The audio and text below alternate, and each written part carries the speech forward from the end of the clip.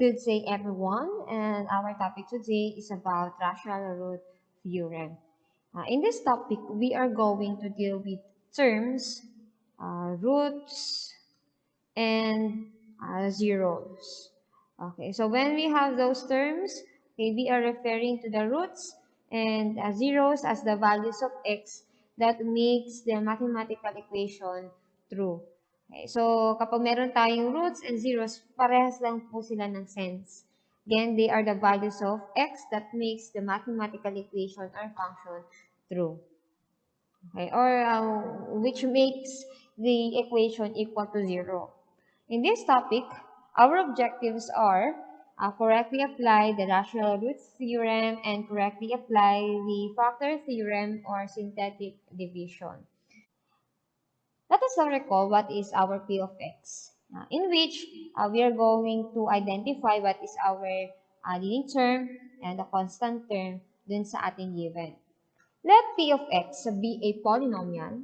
So, ito yung ating given. Polynomial function whose leading term is a sub n, x raised to n, and whose constant term is a sub 0, where a sub n and a sub 0 are non-zero integers. Okay, itong a sub n, x raised to n, this is our leading term, and a sub 0 is our constant term. On the rational root theorem, if the rational number p over q is a zero of p of x, if yung p over q natin ay 0 or a root ng ating p of x, okay, such that the GCF of p and q is 1, then p is a factor of a sub 0 and q is the factor of a sub n. Okay, so to simplify this, let us have this example. Listing the possible rational roots of a polynomial function. Example number 1. What are the possible rational roots of the polynomial equation with x cubed plus 2x squared minus 9x minus 18 equals 0?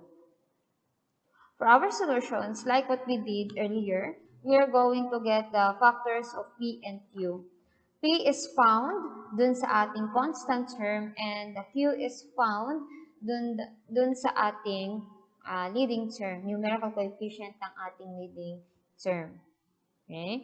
So, from our given, ang value ng p natin is nasa constant. Ang constant natin dito is negative 18.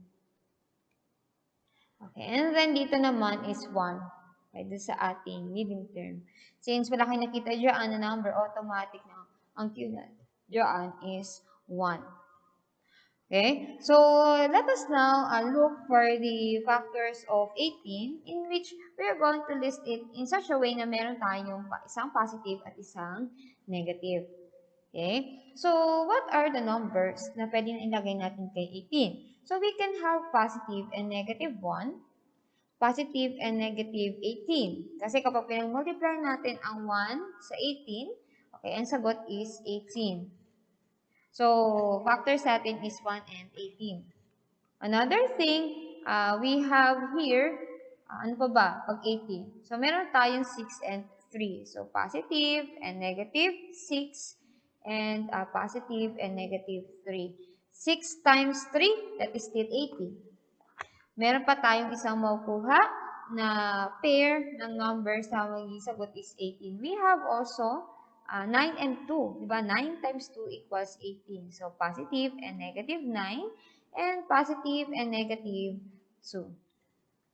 Okay, meron pa ba tayong factors kay 18? Okay. Kung wala na tayong maiisip na factors ng 18, proceed naman tayo kay 1. Okay. So, ano ba yung mga numbers na pag pinag-multiply natin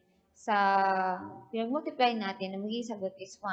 Well, obviously, ang sagot lang din dyan is 1 kasi 1 times 1 equals 1. And tanging yun lang ang multiply natin para makapag-obtain ng 1. Now, so after listing the factors of P and Q, that would be the time for us to list the possible factors, possible roots or zeros of this given polynomial equation through an expression of P over Q. Okay, that is P over Q. So, isa-isahin natin. Sa possible roots or zeros, maglalagay pa rin tayo ng positive and negative. I-divide natin yan isa-isa. I-divide natin yung P dun kay Q. 1 divide by 1. Okay, lista natin ng isa-isa. Okay, if we have 1 divide by 1, that is 1. Next, 18 divided by 1, that is positive and negative 18. Okay, 6 divided by 1, that is positive and negative 6. 3 divided by 1, that is positive and negative 3. 9 divided by 1, that is still positive and negative 9. 2 divided by 1, that is positive and negative 2.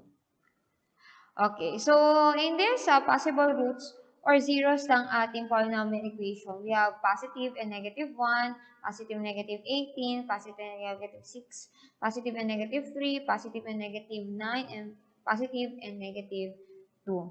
So the possible roots of the equation, of the polynomial equation are, so isulat lang natin siya no, ng proper way in which unahin natin maliit hanggang sa papalaking number. Okay, yung absolute values na meron tayo.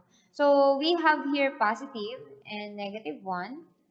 Okay, tapos tayo dito, followed by 2 naman tayo, positive and negative 2. Then, next is positive and negative 3. And susunod, we have 9 and 6. So, we have positive and negative 6, positive and negative 9, and positive and negative 18. So, these are our final answers. So, ilang possible roots ang meron tayo? So, 1, 2, 3, 4, 5, 6. Meron tayong 6 numbers. And since we are considering the positive and negative numbers, so times 2 lang natin. So, 6 times 2, we have 12. Okay, 12 possible roots. Example number 2. What are the possible rational roots of the polynomial equation x cubed minus x squared minus 10x minus 8 equals 0? Again, for our solutions, we are going to list the factors of p and q. Ang p natin is found sa ating constant term, which is negative 8. And ang ating factors naman na kukunin kay q ay manggagaling dun sa x cubed. And in which ang p natin here is 1. Okay, so we all know that the factors of 8 here is we have positive and negative 1 and positive and negative 2.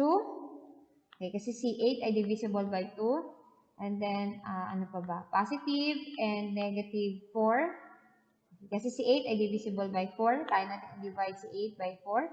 And then, positive and negative 8.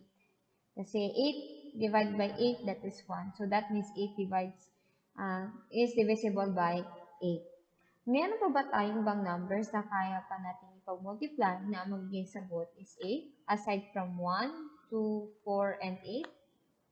Kung wala na, let us have the factors of q. Ang factors ng q natin ay nagagaling sa 1. Since 1 lang yung ating number dyan, so ang ating inilista na factor dito is positive and negative 1. Next, let us write the possible roots or the zeros of the polynomial equation. So, 1 divided by 1. Divide lang natin, no? That is a p over q. So, 1 divided by 1, that is positive and negative 1. 2 divided by 1, that is positive and negative 2. 4 divided by 1, that is positive and negative 4. And then 8 divided by 1, that is positive and negative 8.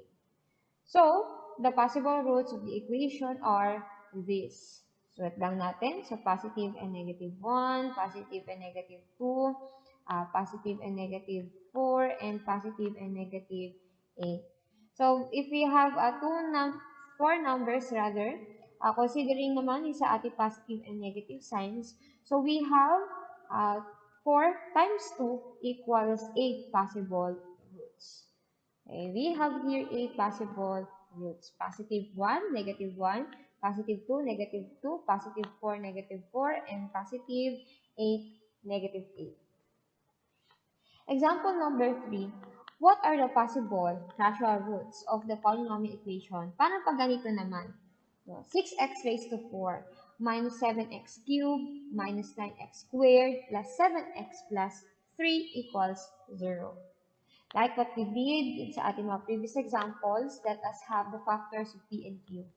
Ang p natin ay magagaling kay 3 and kay q natin ay magagaling kay 6.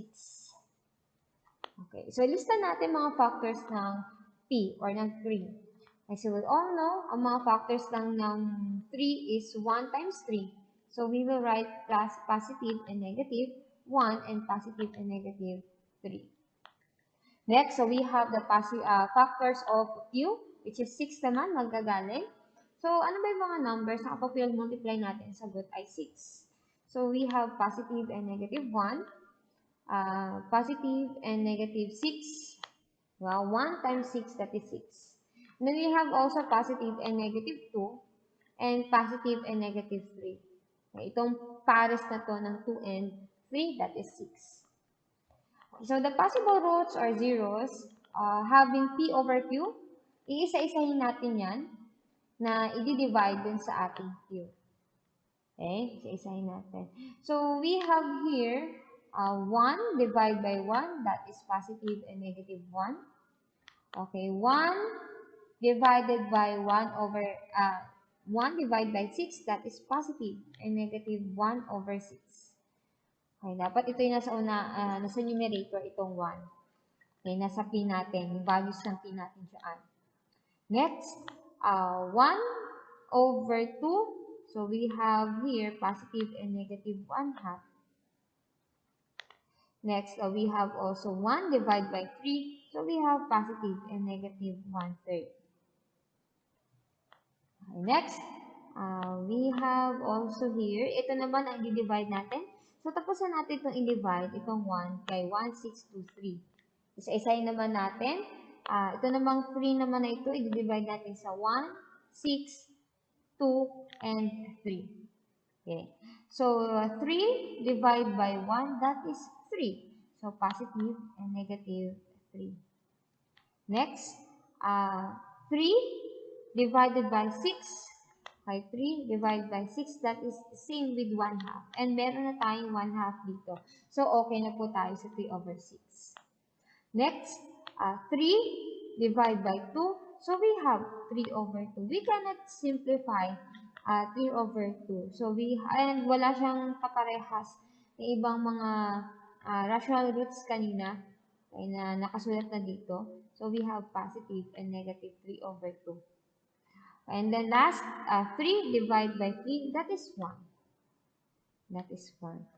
Okay, so the possible roots of the equations are, we have, unahin natin yung mga numbers, mga whole numbers. No? So, we have positive and negative 1 and positive and negative 3. Okay, ito and ito. Okay, then next, sulat na natin lahat ng mga rational roots natin. When we talk about rational, no, that is in the form of p over q. So, we have positive and a negative. Okay, you may ask mo, ma'am, ano yung uunahin namin? Yung 1 over 6, 1 half, 1/3, 3 over 2. Okay lang po, anak, kahit ano dyan. Okay, wala namang magbabago dun sa ating sagot. So, we have, pwede natin ito unahin, 3 over 2, 3 over 2, then followed by 1 half, positive and negative 1 half, then positive and negative 1/3, and positive and negative 1 over 6. So, we have these roots 1, 2, 3, 4, 5, and 6. So, we have 6 numbers there.